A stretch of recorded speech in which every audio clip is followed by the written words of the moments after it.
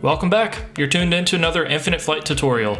In this video, I'll show you to fly a basic traffic pattern in the 172. Before we get in the air, let's first talk about a basic pattern. The standard traffic pattern is made up of multiple legs, all of which are a series of 90-degree turns that allow you to maintain visual contact with the airport. A traffic pattern is flown 1,000 feet above the airport's field elevation for most props and 1,500 feet for jet aircraft. Once airborne, we'll be on the upwind leg of the pattern flying straight out.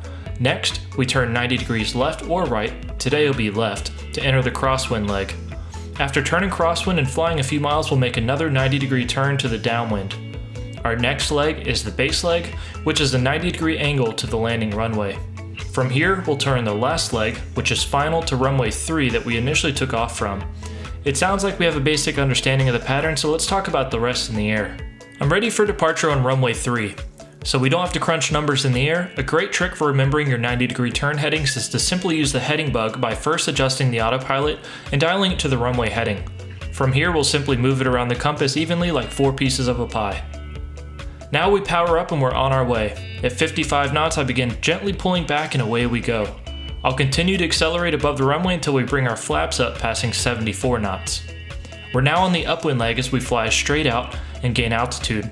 I'm pitching for 80 knots as I climb to a pattern altitude of 1,200 feet. The field elevation here is 160 feet, so we want to be 1,000 feet above that in a small prop like a 172. As I get above 400 feet, I'll begin a nice shallow 90-degree turn to the left on the crosswind leg. Again, using that heading bug, we simply move it from the top to the right side of the compass. As we approach the traffic pattern altitude of 1,200 feet, we'll reduce the throttle to about 2,000 RPMs, level off, and trim as needed. The length of your crosswind leg typically dictates the size of your pattern. This is completely dependent upon your comfort level, traffic in the vicinity, and the type of aircraft you're flying. Larger aircraft often call for a much larger pattern and final turn to ensure a stable approach. After about 2 miles, I'll make another shallow 90-degree turn to the downwind leg. A quick tip to identify this as the left versus the right downwind is that the airport is to our left and we're making left turns throughout the pattern. As we pass midfield, it's time to start thinking about our landing. A beam to touchdown zone will reduce our throttle, begin to bleed off airspeed, and trim as necessary to avoid that pitch down tendency with a throttle reduction. As I approach 80 knots, I'll drop my first notch of flap at 10 degrees. We've begun our descent and we'll start the left turn to the base leg once the touchdown zone is approximately 45 degrees behind us and to the left. On base, we want to slow down even further to about 70 knots as we lower the flaps to 20 degrees. It's important to note that we control our airspeed with pitch and altitude with throttle. This can take some time to visualize and master, so just keep practicing. We are now approaching the runway 3 center line and we'll make our final turn in the traffic pattern.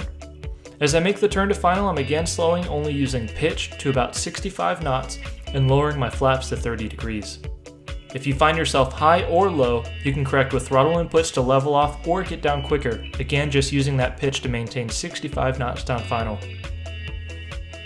On final, we simply want to stabilize the approach, hold our speed, and over the threshold I'll gently pull the throttle back to idle, beginning my flare just above the runway until the aircraft is ready to land and has lost its energy. With one successful pattern in the book, it's time for many more. Stabilize your rollout, configure for takeoff, and away we go again. The traffic pattern is a great way to learn a new aircraft, master the fundamentals, or just have fun with some sporty weather. If you found this video helpful, be sure to leave us a like or subscribe to the channel. You can also find Infinite Flight on Facebook, Twitter, and Instagram. I'll see you next time.